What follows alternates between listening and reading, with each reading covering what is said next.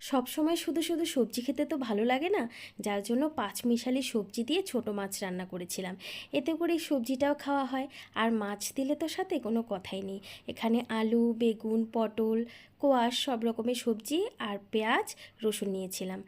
আর এখানে দেখো মাছগুলো ভালো করে ধুয়ে হলুদ লবণ মাখিয়ে নিলাম সর্ষের তেলের মধ্যে। ওই মোটামুটি কড়া করে একটু ভেজে নিয়েছি, খুব কড়া ভাজিনি।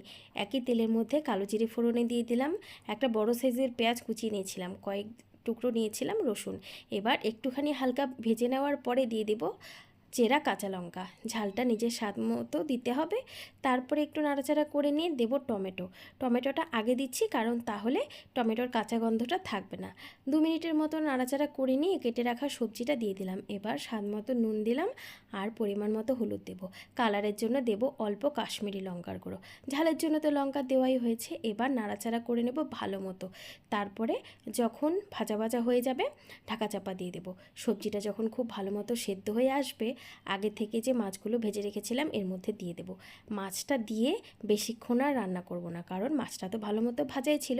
মাছটা দিয়ে এপিট ওপিট 2 মিনিটের মতো রান্নাটা করে নেব, নাড়াচাড়া করে নেব। বেশি নাড়াচাড়া করলে কিন্তু যেহেতু ছোটো মাছ ভেঙে যেতে পারে। তো নাড়াচাড়া করে নিলাম। দেখো সবজি দিয়ে ছোটো মাছের চচ্চড়ি কিন্তু রেডি হয়ে গেছে। এখন গরম গরম ভাতের সাথে পাতলা মসুর ডাল যদি থাকে, সত্যি বলছি গরমকালে আর কিছু প্রয়োজনই নেই। এই রান্নাটা কিন্তু বাড়িতে একবার ট্রাই করতে পারো।